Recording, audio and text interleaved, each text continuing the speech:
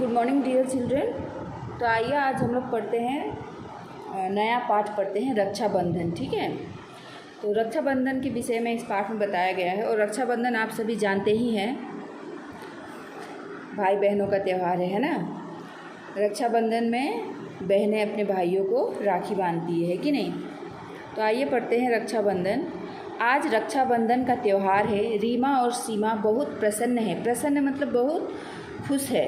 वे दोनों आज अपने प्यारे भैया की कलाई पर राखी बांधेंगी। वे उसे मिठाई खिलाएंगी और उसकी लंबी उम्र के लिए भगवान से प्रार्थना करेंगी। तो आप में से भी बहुत है जो अपने भाइयों को राखी बांधती है ना, उसे मिठाई खिलाती है और अपने भाई को कुछ ना कुछ गिफ्ट भी देती है, और भाई भी आप लोगों को कुछ ना कुछ गिफ्ट देते ही होंगे, है कि नहीं।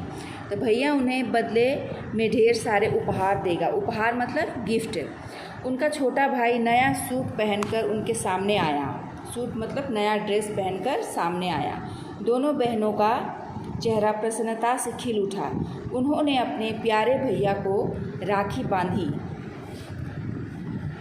तिलक लगाया और मिठाई खिलाई। तिलक मतलब माथे पर टीका लगाया, है ना। भैया ने दोनों बहनों को 51 रुपये दिए। 51 रुपये दिए मतलब राखी बांधने के बाद जो उपहार स्वरूप उन्हें रुपया मिला। ठीक है, 51 रुपये मतलब कि 51। ठीक है, जैसे आप लोग भी जब राखी बांधते हैं या भाई दूज में जो टीका लगाते हैं तो आप लोग को बदले में क्या मिलता है, आपके भाई भी आप लोग के हाथ में कुछ रुपये तो रखते ही होंगे, है ना।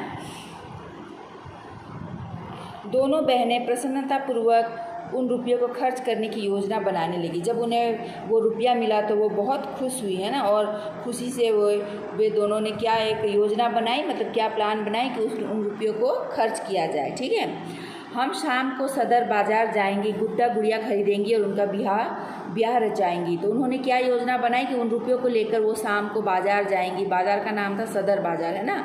और वहाँ से वो गुड्डा गुड़िया खरीद के क्या खेलेंगी, गुड्डा गुड़िया की शादी वो खेलेंगे। ठीक है, रचाएंगे। दोपहर को सबने खाना खाया और आराम करने के लिए लेट गए, परंतु रीमा और सीमा की आंखों में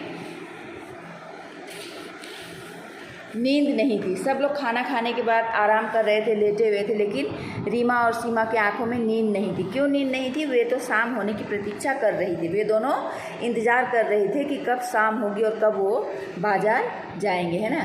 वे मन ही मन विचार कर रही थी, हम गुड्डे गुड़िया का ब्याह करेंगी, अपनी सहेलियों को बुलाएंगी, सब मिलकर नाचेंगे गाएंगे, कितना मज़ा आएगा, ऐसा उनका प्लान था।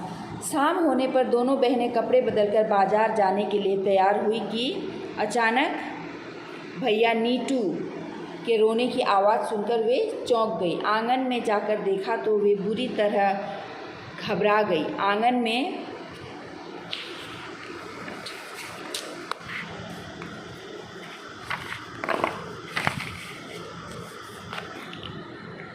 शाम को उन्होंने क्या सुना, भैया नीटू की रोने की आवाज़ सुनाई थी। ठीक है, उनके जो भाई थे उनके रोने की आवाज़ सुनाई। जब उन्होंने आंगन में जाकर देखा तो वे देखकर चौंक गई। ठीक है, उन्होंने क्या देखा कि उनके जो भाई हैं वो उनको चोट लगी है। ठीक, सीढ़ियों से गिर जाने के कारण नीटू को चोट लग गई थी। उसके घुटने से रक्त बह रहा था। दोनों ने जल्दी से माँ को आवाज़ लगाई और स्वयं डॉक्टर सुरेश को बुलाने दौड़ गई। डॉक्टर साहब तभी किसी रोगी को देखकर घर आए हुए थे। ठीक है, वे नाश्ता करने बैठे ही थे कि तभी दोनों छोटी बच्चियाँ रोती हुई उनसे कहने लगी, डॉक्टर साहब हमारे भाई को चोट लग गई है और हमारे पिताजी घर पर नहीं है, आप जल्दी चलिए। डॉक्टर साहब तुरंत ही रीमा और सीमा के साथ चल दिए। उन्होंने नीटू के घाव की सफाई की और दवाई लगाकर पट्टी बांध दी। माँ कुछ सोच ही रही थी कि दोनों बहनें समझ गई। उन्होंने सुबह मिले रुपये निकाले। जब नीटू को चोट लगी तो दोनों बहनें कहाँ गई? दौड़कर डॉक्टर को बुलाने गई, है ना। वो दोनों बहनों ने जाकर डॉक्टर को उनके घर से डॉक्टर को बुला लाई, ठीक है। और डॉक्टर ने आकर नीतू का क्या किया, इलाज किया, ठीक है। तो माँ कुछ सोच ही रही थी, ठीक है। माँ कुछ मतलब कि सोच रही थी, मतलब माँ कुछ चिंता करने लग गई थी। तो दोनों बहनों ने क्या किया, जो सुबह उन्हें रक्षाबंधन में जो पैसे मिले थे, जो रुपये मिले थे उपहार स्वरूप, तो वो रुपये उन दोनों बहनों ने निकाले और माँ को दे दिए। माँ उनका मुंह देखने लगी।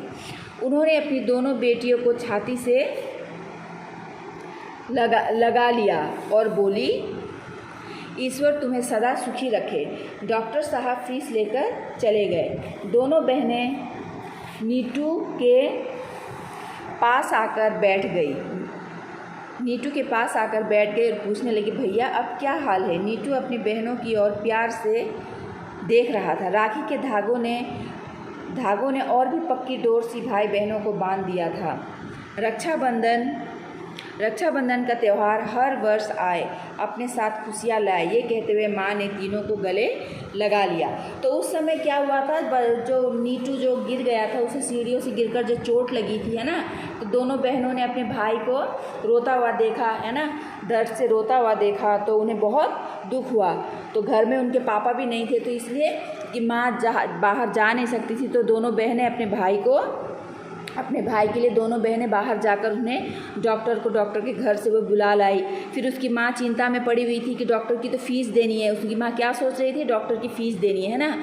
तो उसके पापा घर पे नहीं थे, इसलिए हो सकता है उनके माँ के पास पैसे ना हो डॉक्टर की फ़ीस देने के लिए। इसलिए दोनों बहनों ने उस समय जो उपहार स्वरूप जो रुपये उन्हें मिले थे, 51 रुपये जो उन्हें मिले थे, वो उन्होंने रुपये अपने भाई के लिए, अपने भाई के इलाज के लिए उन्होंने वो रुपया की माँ के हाथ में दिए, जो माँ ने डॉक्टर को दिए, ठीक है।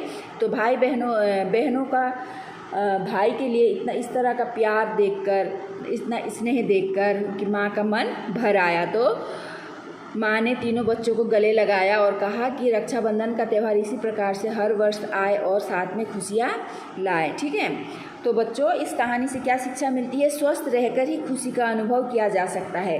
तो स्वस्थ रहकर ही, मतलब कि अगर हम स्वस्थ हैं तभी हमें खुशी का अनुभव होगा, मतलब कि खुशियाँ जो है तब खुशी मनाने में भी अच्छा लगेगा। अगर हम अस्वस्थ हैं तो खुशियाँ मनाने में अच्छा लगेगा नहीं। अगर हम बीमार हैं, तो अगर घर में कोई एक भी बीमार होता है, जैसे कोई त्यौहार होता है, तो उस समय हर कोई दुखी होता है ना, जैसे कि बीमार है तो कैसे खुशियाँ मनाएं। तो खुशियाँ मनाने के लिए भी हमें स्वस्थ रहना अति आवश्यक है। तो स्वस्थ रहने के लिए हमें सावधान रहना चाहिए, ठीक है बच्चों। तो कल आप लोगों का वर्चुअल क्लास था जो नहीं ले पाई थी, क्योंकि लाइट नहीं थी मेरे यहाँ पर, इसलिए लाइट ना होने के कारण बच्चों वर्चुअल क्लास नहीं ले पाई थी, ठीक है। तो इनके प्रश्न उत्तर फिर मैं आप लोगों को भेजूँगी, ठीक है। ओके देन, धन्यवाद।